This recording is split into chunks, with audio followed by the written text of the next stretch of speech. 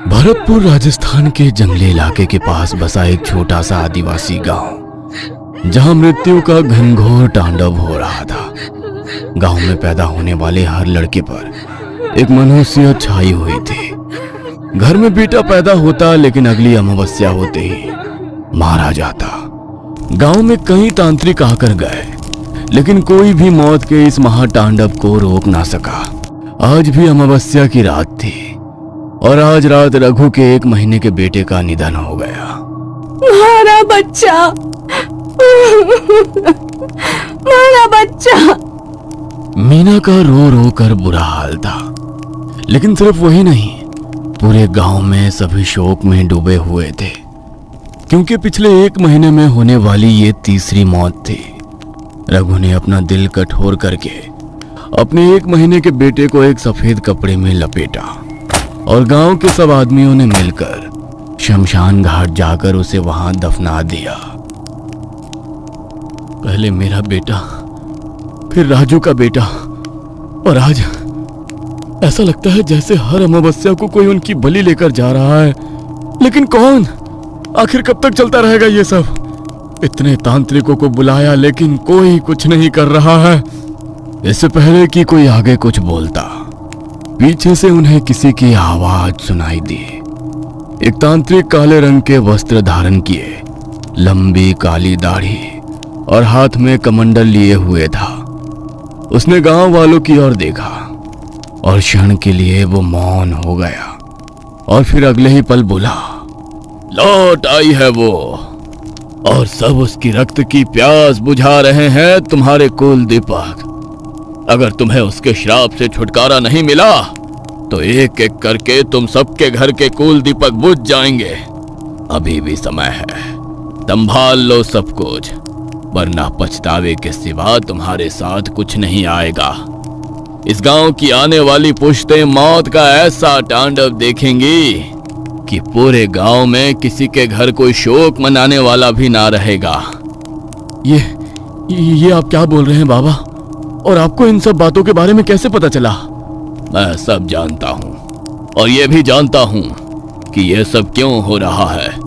अपनी तंत्र विद्या से वो सब देख सकता हूँ जो तुम्हारी आंखें और बुद्धि नहीं देख समझ सकती। 1 सदी पहले इस गांव में एक औरत रहती थी। कहने को तो वो औरत थी, लेकिन सीरत से डायन थी। वह कई बार गर्भ से हुई और उसने हर बार एक बेटे को जन्म दिया, लेकिन जन्म के 3 दिन के भीतर ही उसके सारे बेटे मर जाते थे। तब उसने तंत्र मंत्र की विद्या सीखी। वो जब 7वीं बार गर्भ से हुई तो उसने अपने ही होने वाली संतान को दीर्घायु बनाने के लिए गांव के बाकी नवजात बच्चों की बलि देनी शुरू कर दी। वो 8 बच्चों की बलियां दे चुकी थी। उसे 21 बलियां पूरी करनी थी, लेकिन उससे पहले ही गांव वालों को उसका काला सच पता चल गया और उन्होंने उसकी झोपड़ी में आग लगा दी। वो उस आग में झुलस कर मर गई, लेकिन गांव वालों को यह श्राप देकर गई कि 1 सदी के बाद वो फिर लौटेगी और गांव के किसी भी घर का कुल दीपक जिंदा नहीं रहने देगी।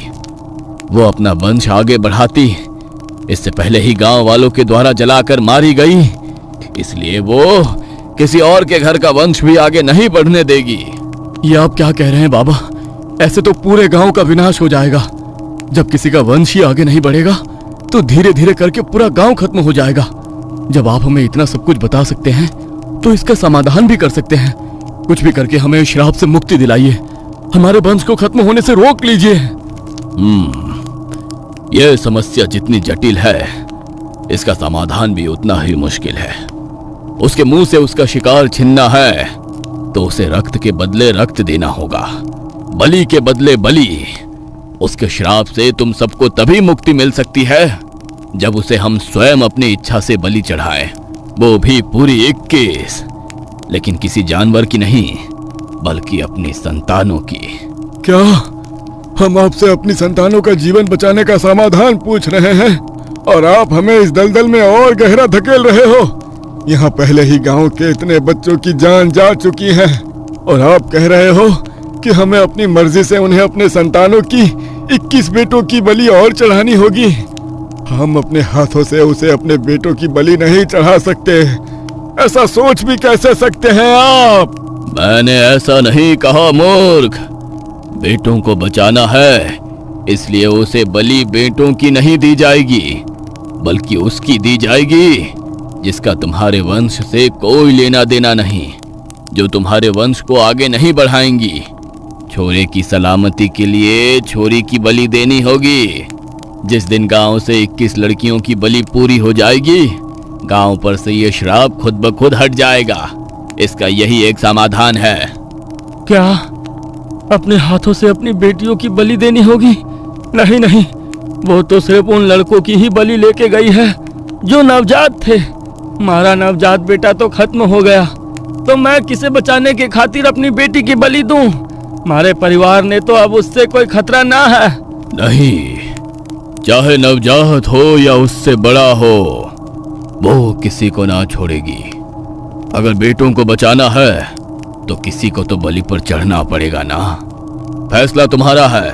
मैं इसी शमशान में साधना के लिए बैठा हूं। जब निर्णय कर लो तो आ जाना, वरना ये सिलसिला कभी नहीं थमेगा। लेकिन हाँ, जो भी निर्णय लेना है अगली अमावस्या से पहले लेना होगा, क्योंकि अगर अगली अमावस्या को उसे लड़की की बलि नहीं मिली तो वो फिर से एक छोरे को ले जाएगी। तांत्रिक बाबा ने शमशान के एक कोने में अपना आसन लगाया और अपनी साधना करने के लिए बैठ गए। उन्होंने गांव वालों को जो बोला, वो उस बात को समझ नहीं पा रहे थे कि बेटों को बचाने के लिए बेटियों को बलि पर चढ़ाना होगा, और उसका फैसला भी उन्हें अगली अमावस्या से पहले ही लेना था। सब अपने अपने घर आ गए थे, लेकिन अगली कई रातें यही बात सोच सोच कर किसी को नींद नहीं आ रही थी। एक तो पहले ही गांव में बेटियों से किसी को ज्यादा मोह ना था, ऊपर से जब उन्हें पता चला कि गांव के छोरों के जीवन की डोर इन छोरियों के जीवन से बंधी है, तब से तो वहां के माहौल में और भी नफरत भर गई थी। सालों साल देवी माँ के लिए निर्जला उपवास किए, तब जाकर 5 छोरियों पर एक छोरा जना था। उस पर भी उस डायन की नजर पड़ गई। अरे उसे अपनी भूख मिटाने के लिए किसी की बलि ही चाहिए थी, तो इन 6 में से किसी एक को ले जाती। महारा लाडे सर क्यों छीन कर ले गई मुझसे? आज तेरा बच्चा लेकर गई है, कल को किसी और का जाएगा। एक एक करके पूरा गांव शमशान में बदल जाएगा। लेकिन ना, हम ये ना होने देंगे। अमावस्या से एक दिन पहले गांव के सभी आदमी चौक में इकट्ठे हुए ताकि एक फैसला ले सकें। अगर तुम सबने अपना फैसला कर लिया है तो बता दो, क्योंकि अगर आज फैसला नहीं लिया तो कल अमावस्या की रात को फिर से किसी के घर का कुल दीपक बुझ जाएगा, और आने वाली हर अमावस्या को यह सिलसिला इसी तरह दोहराया जाएगा। ऐसे तो ये सिलसिला थमने से रहा। इससे तो अच्छा यही है कि हम अपनी बेटियों को बलि चढ़ा दें। वैसे भी बेटियां हमारा वंश आगे नहीं बढ़ा सकती, और हर घर के वंश को मिटने देने से अच्छा है कि हम 21 बेटियों की बलि चढ़ा दें। आखिर कहीं तो ये सिलसिला रुकवाना ही पड़ेगा ना। हाँ, मेरा भी यही मानना है। अपने बेटों को बचाने के लिए उन्होंने ये निर्णय लिया कि वो अपनी बेटियों की बलि चढ़ाएंगे। रात गहराई, सब लोग मिलकर शमशान की तरफ गए, जहां तांत्रिक बाबा अपनी साधना में लीन थे। गांव वालों के कदम जैसे ही शमशान में पड़े, तांत्रिक बाबा को उनके आने का अंदेशा हो गया। उन्होंने हाथ जोड़कर अपना जाप रोक दिया और गांव के लोगों को इशारा करके अपने पास बुलाया। ले लिया निर्णय?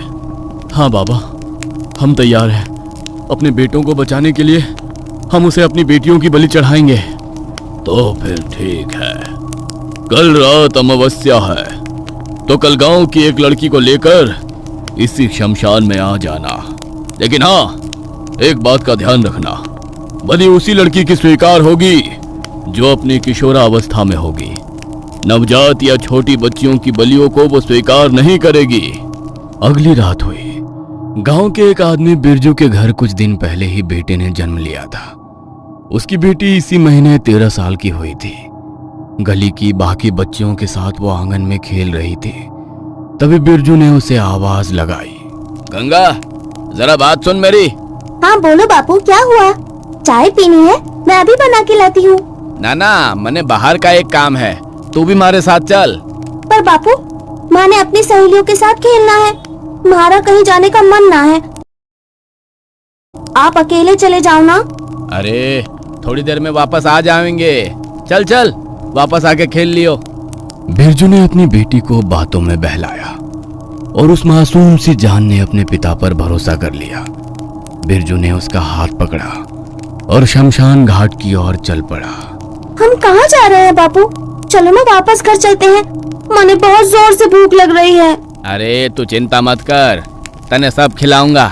तेरी खातिर एक तोहफा लिया है मैंने, ले इस खातिर अपनी आंखों पे पट्टी बांध ले, रास्ता खत्म होने वाला है। पट्टी नहीं बांधो बापू, माने अंधेरे से डर लगे है। अरे कुछ ना होता छोरी, दिखा। बिरजू ने गंगा को बातों में बहलाया और शमशान घाट के बाहर पहुंचते ही उसने उसकी आंखों पर पट्टी बांध दी। धीरे धीरे कदम रखियो, हाँ बिल्कुल धीरे धीरे। अपने पिता पर भरोसा करके उनका हाथ पकड़कर गंगा ने धीरे धीरे कदम आगे बढ़ाए। बिरजू ने उसे तांत्रिक बाबा के सामने जल रहे यज्ञ कुंड के पास बैठा दिया, जहां तंत्र मंत्र की सामग्री के साथ एक धारदार हथियार भी रखा था। एक बार को तो बिरजू का भी दिल वो धारदार चाकू देखकर दहल उठा, लेकिन अगले ही पल उसने सोचा, ना, तांत्रिक बाबा ने बोला था कि बेटी की बलि मुझे अपनी स्वेच्छा से देनी होगी। मुझे अपने मन को कठोर करना होगा, वरना छोरों की जान भी चली जाएगी और उस डायन को संतोष भी ना मिलेगा और वो फिर खा जाएगी हमारे गांव के छोरों को। बापू हम कहाँ आ गए? मैं अपनी आंखों से पट्टी निकाल दूं क्या? ना छोरी, अभी ना, बस थोड़ी देर और रुक जा। तांत्रिक बाबा ने वो धारदार चाकू उठाया और बिरजू की सहमति के लिए उसकी तरफ इशारा किया। बिरजू ने हाँ में गर्दन हिलाई और उसी वक्त तांत्रिक बाबा ने यज्ञ कुंड में गंगा को बलि चढ़ा दिया। बिरजू के कपड़ों पर अपनी ही बेटी की खून की छींटें थी। उसकी बेटी की कटी हुई खोपड़ी यज्ञ कुंड में जल रही थी और उसका कटा हुआ धड़ उसके पैरों के सामने गिरा हुआ तड़प रहा था। लेकिन उसकी आंखों में इस बात का दुख नहीं था कि उसने अपनी आंखों के सामने अपनी बेटी को बलि पर चढ़ा दिया है, बल्कि उसकी आंखों में एक अलग ही चमक थी। अब मेरे बेटे को कुछ नहीं होगा ना बाबा? नहीं, अब तेरा बेटा सुरक्षित है, तो अब निश्चिंत हो जा। बिरजू बहुत खुश था कि अब उसके बेटे को कुछ नहीं होगा। वो खिलखिलाता हुआ अपने घर आया। दे दी बलि छोरी की, अब अपने बेटे को कुछ ना होएगा, अब हमारा वंश ना मिटेगा। चलो अच्छा है, कल हवन करा देंगे छोरी के नाम का। मन को छोटा ना करो, वो बड़ी बहन थी छोरों की, उसका फर्ज था उसकी रक्षा करना। अमावस्या की रात को गंगा की बलि देने के बाद उस रात गांव में किसी लड़के की जान नहीं गई, तो सब मान गए कि तांत्रिक बाबा ने उन्हें बिल्कुल सही उपाय बताया है। अब अगली अमावस्या आने वाली थी। गांव में जिसके घर में भी उनकी बेटी किशोरावस्था में थी, वो सभी एक एक करके हर अमावस्या को अपनी बेटी को बलि चढ़ाने के लिए तांत्रिक बाबा के पास लेकर जा रहे थे। एक के बाद एक करके 18 लड़कियों को वो लोग बलि पर चढ़ा चुके थे। बाकी थी अब बस 3। बस कुछ दिन और, बस कुछ दिन और ये खूनी खेल चलेगा, उसके बाद मैं मुक्त हो जाऊंगा, मुक्त हो जाऊंगा हमेशा हमेशा के लिए। आधी रात का समय था। जंगल से आती जंगली सियारों के रोने की आवाज अचानक बहुत डरावनी महसूस होने लगी थी। शायद उनके स्वर में कोई अनजान स्वर आकर मिल गया था, एक ऐसा डरावना स्वर जिसे सुनकर किसी की भी रूह कांप उठे। वो डरावनी आवाज सुनकर अपने कमरे में गहरी नींद में सो रही रोशनी अचानक चौंक कर उठ जाती है। आंख खुलते ही उसे अपने कमरे में अंधकार और दम घोटू धुआं फैला नजर आता है। रोशनी समझ नहीं पा रही थी कि ये धुआं अचानक कहां से आ गया है। तभी वहां पर कमरे में लगी लालटेन जल उठती है और धुंधली सी रोशनी के पार उसे एक आकृति नजर आती है जिसका आकार छत के लगभग बराबर था। भयानक चेहरा, सर पर सींग और शरीर से टपकता काला चिपचिपा घिनौना पदार्थ, जिसके कारण एक पल भी उसकी ओर देख पाना संभव नहीं लग रहा था। उस आकृति को अपने कमरे में खड़ा देखकर एक पल को रोशनी की भय से धड़कनें रुकने लगी थी। तभी उस डरावनी जीभ की आवाज कमरे में गूंज उठती है।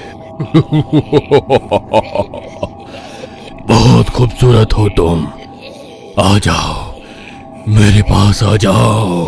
नहीं, मुझे छूना मत। छी, कौन हो तुम? बापू, बापू, बचाओ मुझे, बचाओ बापू। वो भयानक जीव रोशनी की तरफ बढ़ता है, लेकिन तभी रोशनी के चारों तरफ आग का गोला घेरा बन जाता है और जिन्न उसके अंदर प्रवेश नहीं कर पाता है। कब तक तू ऐसे मुझसे बचती रहेगी? बहुत जल्दी तुझे अपने साथ ले जाऊंगा मैं। कोई नहीं बचा पाएगा तुझे मुझसे, कोई नहीं। उस भयानक दिखने वाले जिन्न का रूप और ज्यादा भयंकर हो गया था। मोम की तरह पिघलते हुए उसने खुद को आग के घेरे के चारों तरफ फैला लिया। बीच में रोशनी घबराई हुई अकेली अपने बिस्तर पर बैठी थी। डर के मारे उसकी आंखों से आंसू बह रहे थे। धीरे धीरे उसके चारों तरफ जल रही वो आग जो उसकी रक्षा कर रही थी धीरे धीरे कर बुझने लगी और वो जिन्न रोशनी के बहुत पास आने लगा। लेकिन जैसे ही उसने रोशनी को छूने की कोशिश की, वहां आग का एक भयंकर धमाका होता है और रोशनी की नींद टूट जाती है। ये सपना था, लेकिन ऐसा लग रहा है जैसे वो जो भी कुछ था बिल्कुल सच था। डर के मारे उसका पूरा शरीर पसीने से भीग गया था और सांसें तेज हो गई थी। तभी उसने देखा कि उसके कमरे की लालटेन सच में जली हुई है और एक धुआं धीरे धीरे कर उसके कमरे से गायब हो रहा है। मुझे नहीं लगता कि ये बस एक सपना था, पता नहीं क्यों, लेकिन बहुत घबराहट हो रही है आज मुझे। बापू भी कमरे में नहीं है। बापू, बापू कहाँ हो आप? घर में रोशनी के बापू का एक कमरा था जहां पर वो अपनी पूजा पाठ किया करते थे। बापू जरूर अपने कमरे में पूजा पाठ कर रहे होंगे, मैं वहीं जाकर देखती हूँ। रोशनी उठकर उनके कमरे की तरफ जाती है, लेकिन दरवाजा हल्का बंद था तो उसे कमरे के बाहर से बापू दिखाई नहीं देते। तो वो सीधी कमरे के अंदर चली जाती है। बापू तो यहाँ पर भी नहीं है। इतनी रात को अचानक मुझे बताए बिना कहाँ चले गए? खाली कमरे में अपने पिता को ना पाकर रोशनी अब और भी ज्यादा परेशान नजर आ रही थी। तभी रोशनी के पिता का शिष्य, जो हमेशा उसके पिता के साथ उनके घर में ही रहता था, कमरे के अंदर आ गया। अरे तुम यहाँ क्या कर रही हो? गुरुजी ने मना किया था ना तुम्हें इस कमरे में आने को। मैं थोड़ी देर के लिए पानी पीने क्या गया, तुम अंदर आ गई। हाँ, मैं जानती हूँ कि बापू ने मुझे इस कमरे में आने के लिए मना किया है, लेकिन मैंने बहुत बुरा सपना देखा। ऐसा लग रहा है कि कुछ बहुत बुरा होने वाला है। मुझे बताओ बापू कहाँ पर हैं? अभी वो घर पर नहीं है, तुम जाओ और जाकर सो जाओ। जाओ। नहीं, तुम मुझे बताओ बापू कहाँ हैं? वो किसी मुसीबत में है ना? देखो, अगर तुमने मुझे नहीं बताया ना तो मैं खुद उन्हें ढूंढने के लिए घर से बाहर चली जाऊंगी। नहीं, वो बाहर नहीं है। तो फिर कहाँ है? ठीक है, मत बताओ, मैं जा रही हूँ, बाहर जाकर खुद ढूंढ लूंगी उन्हें। रुको, वो अपनी साधना के लिए गए हैं। आज अमावस्या का दिन है और आज तो वो शमशान। शमशान? क्या? इतनी रात को पिताजी शमशान में क्या कर रहे हैं? शमशान में कौन सी साधना होती है? अब तो मैं जानकर ही रहूंगी ये सब क्या चल रहा है। ये आज अमावस्या है ना, तो खास पूजा होती है शमशान में। तुम्हें बोला ना अंदर जाकर सो जाओ। अभी इसकी बात नहीं मानी तो ये मुझे बाहर जाने नहीं देगा। ठीक है, मैं अपने कमरे में जाकर सो रही हूँ। बापू आ जाएंगे तो मेरे कमरे में भेज देना। तुम दरवाजा बंद कर लो। रोशनी कमरे से बाहर निकल गई और उसके बापू के शिष्य ने कमरे का दरवाजा अंदर से बंद कर लिया। रोशनी ने बिना आवाज किए बाहर से दरवाजे की कुंडी लगा दी। वो इस तरह दबे पांव घर से निकली कि किसी को भनक भी नहीं हुई। आधी रात के पहर वो सीधी शमशान में पहुंची, जहां उसे दूर ही आग की लपटें दिखाई पड़ रही थी और पास ही में उसके पिता बैठे मंत्रों का जाप करते दिखाई दे रहे थे। उनके पास एक लड़की का मृत शरीर पड़ा था। हर तरफ खून ही खून फैला दिखाई दे रहा था और उसके पिता एक मानव खोपड़ी को रक्त से नहलाते हुए शैतानी हंसी हंस रहे थे। जमीन पर तंत्र मंत्र का सामान रखा देख और पिता को इस तरह हंसते देखकर रोशनी को समझते देर न लगी कि वो कोई तांत्रिक क्रिया कर रहे हैं। बस कुछ दिन और ये खूनी खेल चलेगा। उसके बाद मैं मुक्त हो जाऊंगा हमेशा हमेशा के लिए। ये सब देखकर और अपने पिता की बातें सुनकर रोशनी के होश उड़ गए। ये सब क्या हो रहा है? बापू ये क्या कर रहे हैं? मेरे बापू इस तरह किसी की जान नहीं ले सकते। जो कुछ मैंने देखा जरूर ये कोई भयानक सपना है। वो भागती हुई अपने बापू के पास जाती है और अपने बापू को आवाज लगाती है। अपनी बेटी को वहां देखकर तांत्रिक हैरान रह जाता है। तू यहाँ क्या कर रही है और तुझे कैसे पता चला कि मैं यहाँ पर हूँ? यह सब भूल जा और जा, घर चली जा।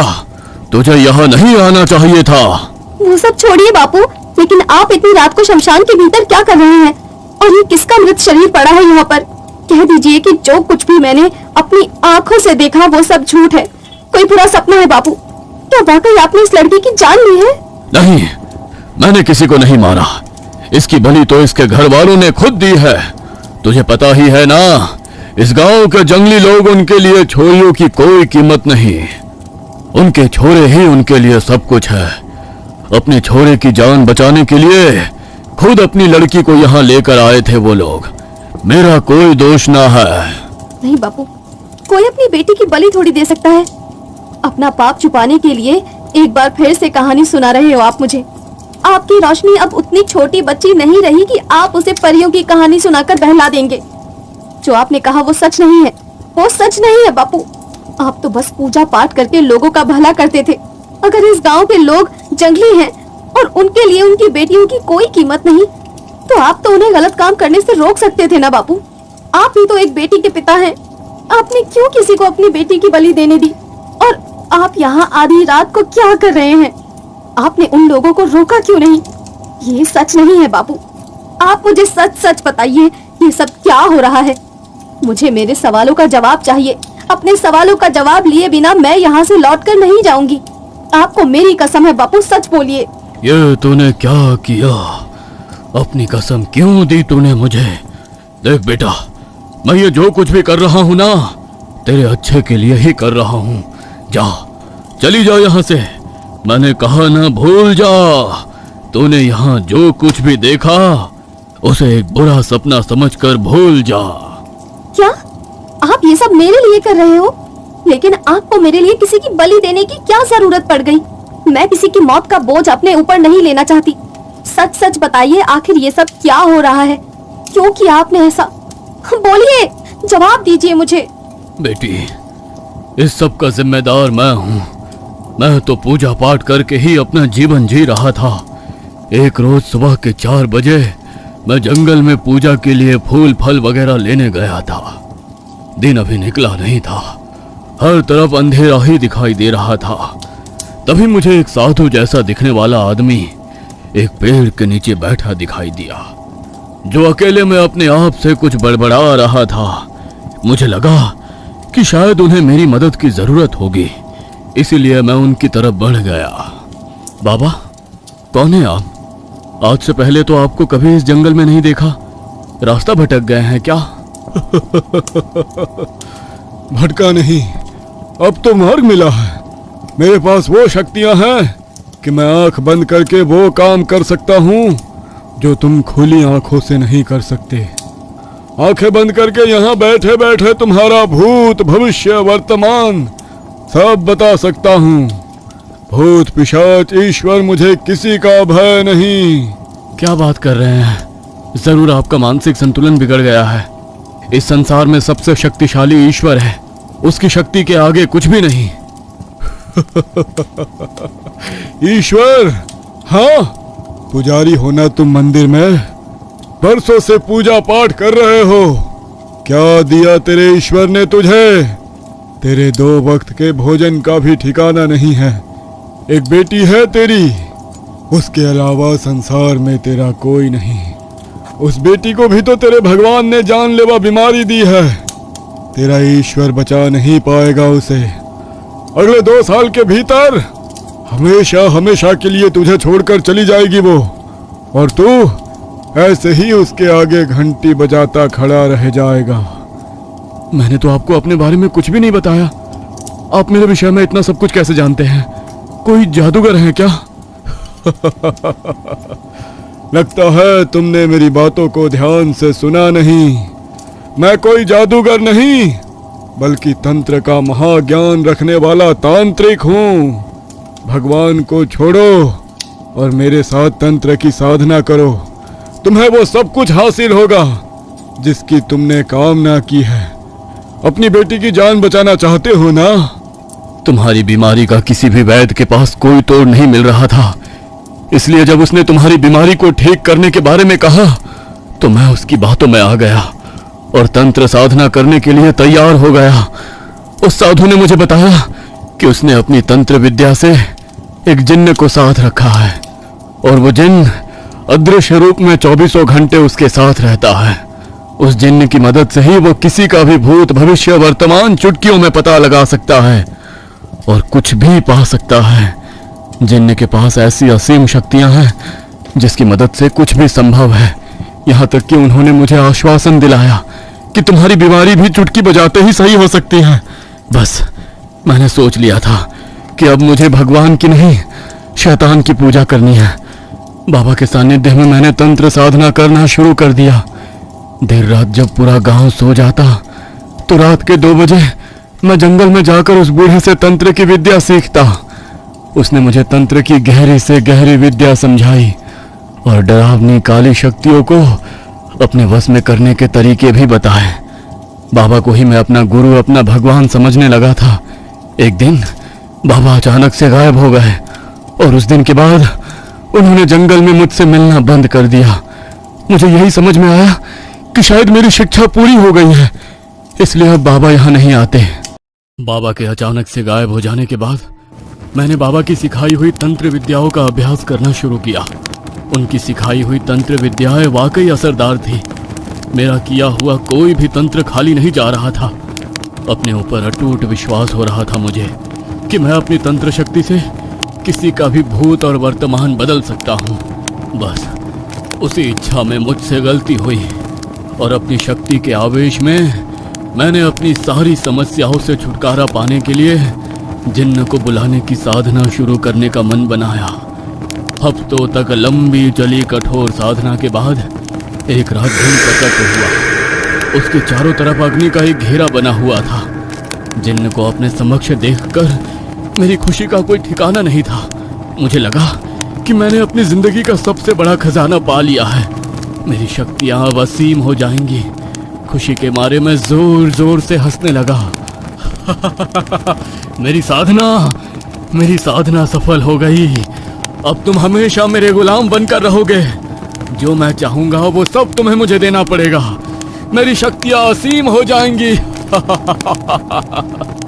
मूर्ख तांत्रिक, तेरा खिलौना नहीं हूं मैं कोई भूत प्रेत नहीं हूं जो तेरा गुलाम बनकर रहूंगा। जिन्न हूं मैं। तूने मेरी साधना की और तू यह भी नहीं जानता कि जिन्न को साधने के बाद उसे खुश कैसे किया जाता है। जिस बूढ़े तांत्रिक ने तुझे तंत्र की विद्या दी है उसने कोई एहसान नहीं किया तुझ पर। अपने स्वार्थ के अधीन होकर उसने मुझे मेरे लोक से बुला तो लिया, किंतु अब मुझे प्रसन्न रख पाने का साहस नहीं बचा था उसके अंदर। वो जानता था कि अब भी अगर मेरी मांग पूरी ना हुई तो मैं उसकी जान लेकर उसे समाप्त कर दूंगा। इसलिए उसने अब मुझे तुम्हें सौंपने का मन बनाया और फिर वो रोज जंगल में आकर तुम्हें तंत्र विद्या सिखाने लगा ताकि तू भी अपनी समस्या के समाधान के लिए मुझे आने का न्योता दे और उसकी जान बच सके। अब मुझे खुश करने की जिम्मेदारी तेरी है। तुझे पता है ना जिन्न को कुंवारी लड़कियों से कितना मोह होता है। अपनी बेटी की जान बचाना चाहता है ना, तो ठीक है, 21 कुंवारी लड़कियों की बलि चाहिए मुझे। हर अमावस्या को एक नई लड़की। नहीं, मैं कोई बलि नहीं देने वाला। मैंने तुम्हें यहाँ सिर्फ इसलिए बुलाया है क्योंकि मैं अपनी बेटी को बीमारी से मुक्त करना चाहता था। तेरी बेटी की बीमारी तो ठीक नहीं होगी, हाँ, लेकिन अगर तूने मुझे एक एक करके लड़कियां लाकर नहीं दी तो मैं हमेशा हमेशा के लिए तेरी बेटी के शरीर पर कब्जा कर लूंगा और फिर तेरी बेटी के साथ वो होगा जो एक पिता कभी भी अपनी आंखों से नहीं देख सकता। क्या मतलब है तुम्हारा? तेरे पास सोचने का समय नहीं है। जितनी लड़कियों की बलि तू देगा, उनकी आत्मा पर मेरा कब्जा हो जाएगा और फिर वो मर कर भी हमेशा के लिए मेरी ही रहेंगी। और हाँ, अगर तू मुझे कुंवारी लड़कियों की बलि देगा तो मैं वादा करता हूँ तेरी बेटी बिल्कुल स्वस्थ हो जाएगी और हमेशा तेरे साथ रहेगी। सोच ले, तुझे अपनी बेटी की रक्षा करनी है या गांव की बाकी लड़कियों की? नहीं, तुम्हें कुंवारी लड़की की बलि चाहिए ना, तो तुम्हें मैं ला कर दूंगा, लेकिन मेरी बेटी नहीं। मैं तुमसे वादा करता हूँ, तुम्हें 21 कुंवारी लड़कियों की बलि मैं दूंगा। तुम्हें हर अमावस्या को एक लड़की मिलेगी, लेकिन मुझसे वादा करो तुम मेरी बेटी को कुछ नहीं करोगे। मुझे तो बस कुंवारी लड़की चाहिए, अब चाहे वो तुम्हारी बेटी हो या किसी और की। लेकिन हाँ, अगर अपने वादे से मुकरे तो वो तुम्हारी बेटी की आखिरी रात होगी। और मैं जानता हूँ तुम ऐसा नहीं चाहोगे, इसलिए जो वादा किया है वो हर हाल में पूरा करना। तांत्रिक को चेतावनी देकर जिन्न वहां से ओझल हो गया, लेकिन तांत्रिक अब डर चुका था, क्योंकि वो जानता था कि अगर उसने जिन्न को कुंवारी लड़कियों की बलि नहीं चढ़ाई तो वो उसकी बेटी को ही अपना शिकार बना लेगा। कुंवारी लड़कियों की बलि देने के लिए कुछ करना होगा। कहां से लेकर आऊंगा मैं इतनी सारी कुंवारी लड़कियां? गांव के लोगों के मन में डर फैलाना होगा और उसी डर का फायदा उठाना होगा मुझे। अगर ये सब सच है तो गांव में डायन की कहानी और उन बच्चों की मौत, वो सब क्या था बापू? वो सब मैंने ही किया था बेटी। मैंने ही अपने काले जादू से जान ली थी उन सब की, और गांव वालों को मुझ पर यकीन हो इसलिए डायन की झूठी कहानी बताई, ताकि अपने बेटों को बचाने के लिए वो अपनी बेटियों की बलि चढ़ाने के लिए अपनी इच्छा से तैयार हो जाएं। मैंने कभी सपने में भी नहीं सोचा था बापू कि आप ऐसा करोगे। जन्म और मृत्यु पर किसी का जोर चलता है क्या? मैं ईश्वर से जितनी जिंदगी लिखवा कर लाई थी उतना ही तो जीवन मिलेगा ना मुझे। आपने विधि के विधान को बदलने की कोशिश की और उसके लिए इतनी मासूम बच्चियों को बलि पर चढ़ा दिया। जिस तरह आपने अपनी बेटी के बारे में सोचा, उस तरह कभी उन सब बेटियों के बारे में भी सोचा होता? नहीं, आप मेरे बापू हो ही नहीं सकते, नहीं हो सकते। उन बच्चियों की मौत के जिम्मेदार जितने उनके खुद के माँ बाप हैं, उससे कई गुना ज्यादा आप भी हैं। ये गांव, ये समाज बेटियों के जीने लायक है ही नहीं। अरे कैसे माँ बाप है वो जो अपने बेटे की जान बचाने के लिए अपनी बेटियों को कुर्बान करने को तैयार हो गए? क्या एक बेटी के अंदर जीवन नहीं होता? क्या वो माता पिता का अंश नहीं होती? क्या एक बेटा ही सब कुछ है? शर्म आती है मुझे आप सबके ऊपर। ऐसे समाज में जीने से तो अच्छा है मर ही जाओ। मुझे माफ कर दे बेटी, लेकिन मैंने जो कुछ किया तेरी खातिर किया, वरना मैं कभी किसी की बलि नहीं चढ़ाता।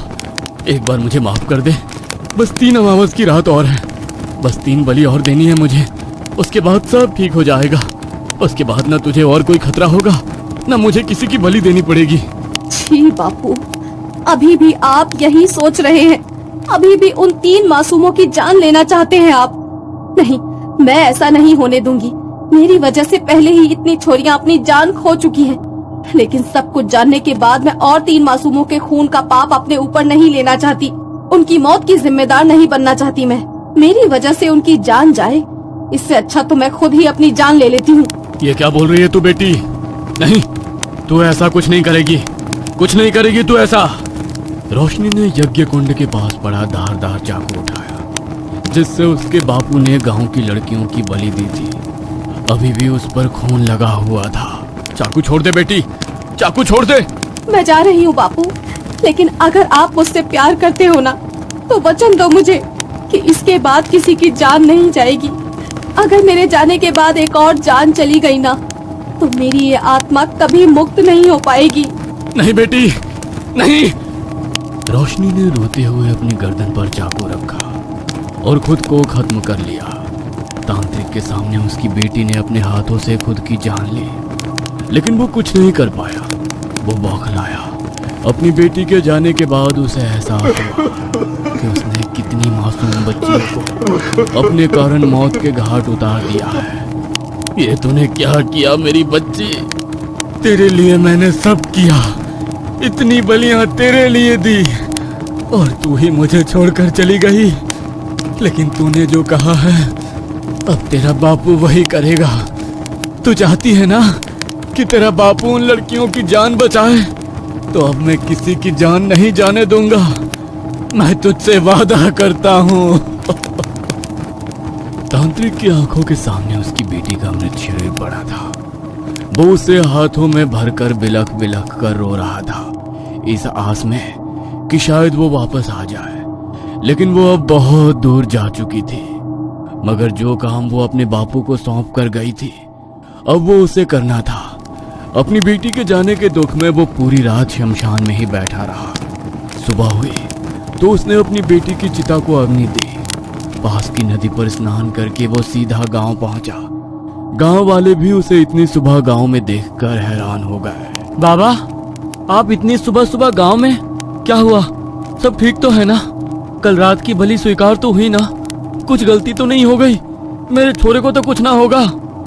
गलती तो बहुत बड़ी हो गई है, तुम सब मुझे माफ कर दो। ये सब मेरी वजह से हुआ। आप क्या बोल रहे हैं बाबा? हमें आपकी कोई भी बात समझ में नहीं आ रही। जो भी बात है साफ साफ कहिए ना। तुम्हारे गांव में कभी किसी डायन का श्राप था ही नहीं। वो डायन, वो बलिया, सब कुछ झूठ था। मैंने तुम्हें जो कहानी सुनाई वो सब मेरा मनगढ़ंत झूठ था। मैंने ही तुम्हारे गांव के छोरों पर मृत्यु तंत्र छोड़ा ताकि वो मौत के घाट उतर जाएं, और फिर तुम्हारे मन में उस श्राप का डर डालकर तुम्हें अपनी बेटियों की बलि देने के लिए मजबूर किया। क्या ये सब क्या बकवास कर रहे हो आप? अगर ये सच है ना तो याद रखना, हमसे बुरा कोई नहीं होगा। गांव के चौराहे पर जिंदा जला देंगे तुम्हें। सच सच बताओ, आखिर ये सब क्या चल रहा है? तांत्रिक ने उन लोगों के आगे सारा सच उगल दिया। गांव वाले सच जानकर उसे मारने के लिए दौड़ पड़े। लेकिन तभी तांत्रिक बोला, अगर तुम लोगों को मुझे मारना है तो मार डालना, लेकिन अभी मुझे तुम्हारी बेटियों को बचा लेने दो। मेरी बेटी ने मुझसे वचन लिया है कि मैं उन्हें बचाऊं, वरना उसकी आत्मा को मुक्ति नहीं मिलेगी। मैं तुमसे वादा करता हूं कि तुम्हारे गांव के किसी एक भी इंसान पर कोई आंच नहीं आने दूंगा। मुझे मेरी क्रिया कर लेने दो, उसके बाद चाहे मुझे अपने हाथों से मार डालना। तांत्रिक को अगली अमावस्या तक का इंतजार करना था। अगली अमावस की रात को वो शमशान घाट में गया और उसने अपनी क्रिया करनी शुरू की। यज्ञ कुंड में वो सामग्री डालता रहा, लेकिन बलि लेने के स्थान पर उसने अपनी हथेली पर चीरा लगाकर यज्ञ कुंड में अपने रक्त की कुछ बूंदें टपकाई। तभी वहां बहुत तेज रोशनी हुई और वह जिन्न तांत्रिक के सामने आकर खड़ा हो गया। वह बहुत गुस्से में था, उसकी आंखों में खून उतरा हुआ था। वह तांत्रिक की ओर बढ़ा। बलि कहाँ है मेरी? तूने तो मुझसे वादा किया था ना कि हर अमावस को मुझे बलि देता रहेगा। बलि कहाँ पर है? कुंवारी लड़की की बलि चाहिए मुझे। नहीं, पहले ही बहुत बड़ा पाप कर चुका हूं मैं। आगे तुझे और बलि देकर और पाप नहीं कर सकता। नहीं चाहिए मुझे तुझसे कुछ भी। चला जा यहाँ से। मेरी बेटी इस दुनिया से जा चुकी है, अब मुझे कोई डर नहीं है। तू मेरे जाल में फंस चुका है, मैं ऐसे नहीं जाने वाला। तुझे अब मुझसे कुछ नहीं चाहिए, वो तेरी मर्जी है। लेकिन अगर मुझे बलि नहीं मिली तो मैं तुझे ले जाऊंगा। मैं तो वैसे भी खत्म हो चुका हूं, लेकिन तेरा खात्मा करना बहुत जरूरी है। अगर तुझे खत्म नहीं किया तो तू और बच्चियों की जिंदगी भी खराब करेगा। तांत्रिक ने कुछ मंत्रों को बोलना शुरू किया जो उर्दू भाषा के थे। उसने जैसे ही मंत्रों का उच्चारण करना शुरू किया, जिन्न बहुत ज्यादा गुस्से में आ गया। वो तांत्रिक की तरफ उसे खत्म करने के लिए बढ़ा, लेकिन कोई शक्ति थी जो उसे तांत्रिक तक पहुंचने नहीं दे रही थी।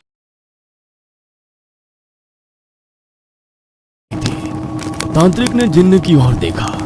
जिन्न के मार्ग में उसे अपनी बेटी का साया नजर आया, जो जिन्न को तांत्रिक तक पहुंचने से रोक रही थी। तांत्रिक की आंखों में आंसू बड़बड़ाने लगे। अपनी बेटी को अपनी रक्षा में खड़े देख तांत्रिक का मनोबल और बढ़ गया था। मंत्रों को पढ़ते हुए तांत्रिक के शरीर की सारी ताकत खत्म होती जा रही थी। उसका शरीर मानो बेहद कमजोर होता जा रहा था। जिन्न ने अपनी शक्ति से शमशान घाट में घूम रही अतृप्त आत्माओं को भी तांत्रिक की ओर मोड़ दिया था, जो अब तांत्रिक के ऊपर हावी होने का प्रयास कर रही थी। लेकिन तांत्रिक को बार बार अपनी बेटी का चेहरा नजर आ रहा था और उसी को अपनी हिम्मत बनाकर वो मंत्रों का उच्चारण करता जा रहा था। तांत्रिक की नाक, कान और आंखों से खून बहने लगा था। उसके सर में इतना तेज दर्द हो रहा था मानो उसका दिमाग फट जाएगा। लेकिन उसने मंत्रों को पढ़ना जारी रखा। पूरे 1.5 घंटे तक उसने जिन्न के साथ वो लड़ाई लड़ी जो अब तांत्रिक के ऊपर हावी होने का प्रयास कर रही थी। लेकिन तांत्रिक को बार बार अपनी बेटी का चेहरा नजर आ रहा था और उसी को अपनी हिम्मत बनाकर वो मंत्रों का उच्चारण करता जा रहा था। तांत्रिक की नाक, कान और आंखों से खून बहने लगा था। उसके सर में इतना तेज दर्द हो रहा था मानो उसका दिमाग फट जाएगा। लेकिन उसने मंत्रों को पढ़ना जारी रखा। पूरे 1.5 घंटे तक उसने जिन्न के साथ वो लड़ाई लड़ी और आखिरी मंत्र के साथ ही एक भयंकर विस्फोट हुआ जिसमें वो जिन्न वहीं पर नष्ट हो गया और उसके साथ ही तांत्रिक ने भी अपना दम तोड़ दिया। उसने अपने जीवन में कमाया हुआ सारा ज्ञान और सारी शक्तियां जिन्न को खत्म करने में झोंक दी थी ताकि वो अपनी बेटी से किया हुआ वादा